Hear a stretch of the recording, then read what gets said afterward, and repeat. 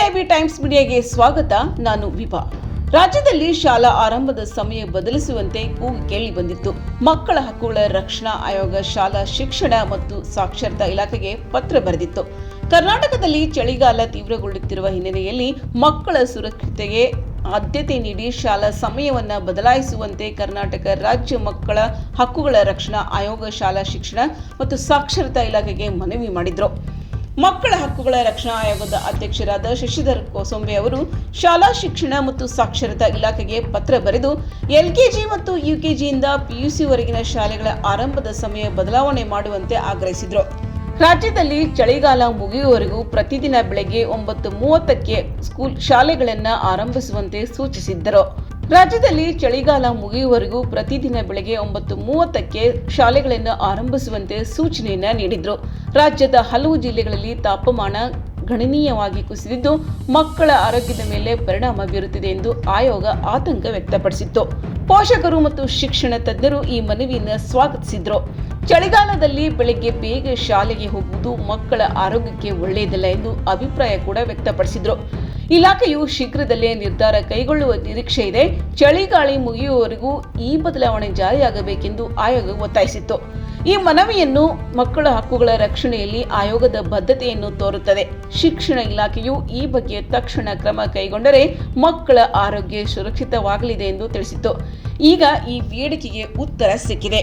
ಬೆಂಗಳೂರು ನಗರದಲ್ಲಿ ಸಂಚಾರ ದಟ್ಟಣೆ ನಿಯಂತ್ರಿಸುವ ಸಲುವಾಗಿ ಶಾಲಾ ಕಾಲೇಜು ಸಮಯ ಬದಲಾವಣೆ ಮಾಡುವ ಕುರಿತು ಹೈಕೋರ್ಟ್ ನೀಡಿದ ಸಲಹೆಯಂತೆ ಸಂಬಂಧಿಸಿದವರ ಜೊತೆ ಸಭೆ ನಡೆಸಿರುವ ಕರ್ನಾಟಕ ಸರ್ಕಾರ ಶಾಲಾ ಸಮಯ ಬದಲಾವಣೆ ಮಾಡಲು ಆಗುವುದಿಲ್ಲ ಎಂದು ಹೈಕೋರ್ಟ್ಗೆ ವರದಿ ನೀಡಿದೆ.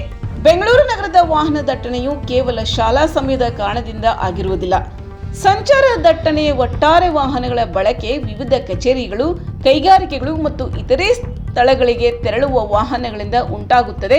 ಇದನ್ನು ತಪ್ಪಿಸಲು ಶಾಲೆಗಳನ್ನು ಬೇಗನೆ ಆರಂಭಿಸಿದಲ್ಲಿ ಮಕ್ಕಳಿಗೆ ನಿದ್ರೆ, ಊಟ, ಉಪಚಾರ ನಿಗದಿತ ವೇಳೆಯಲ್ಲಿ ಆಗದೆ ಪ್ರತಿಕೂಲ ಪರಿಣಾಮ ಉಂಟಾಗುತ್ತದೆ.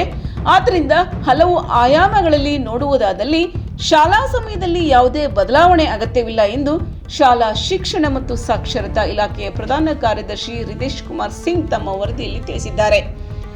ಮುಂದುವರೆದು ಹಲವು ಕ್ರಮಗಳನ್ನು ಕೈಗೊಳ್ಳಬಹುದು ಎಂದಿರುವ ಸರ್ಕಾರ ಈ ಕೆಳಗಿನ ಅಂಶಗಳನ್ನು ಹೈಕೋರ್ಟ್ ಮುಂದಿಟ್ಟಿದೆ.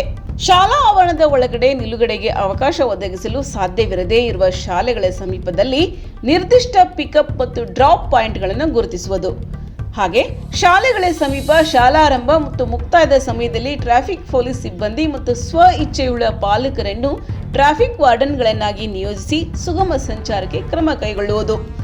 ಹೆಚ್ಚಿನ ವಾಹನ ದಟ್ಟಣೆ ಉಂಟಾಗುವ ಶಾಲೆಗಳ ಸುತ್ತಮುತ್ತ local area traffic management plan ಜಾರಿ ಮಾಡುವುದು. ಅಲ್ಲದೆ ಪಾಲಕರು ಮಕ್ಕಳನ್ನು ಶಾಲೆಗೆ ತಲುಪಿಸಲು ಮತ್ತು ಕರೆತರಲು ಸ್ವಂತ ವಾಹನ ಬಳಸುವುದನ್ನು ತಪ್ಪಿಸಲು 3-4 ಶಾಲೆಗಳಿಗೆ ಒಟ್ಟುಗೂಡಿ ಮಕ್ಕಳಿಗೆ ಮತ್ತು ಶಿಕ್ಷಕರಿಗೆ ಬಿಎಂಟಿಸಿಯಿಂದ ಬಸ್ ಸೇವೆ ನೀಡುವುದು ಎಂದು ಹೇಳಿದೆ.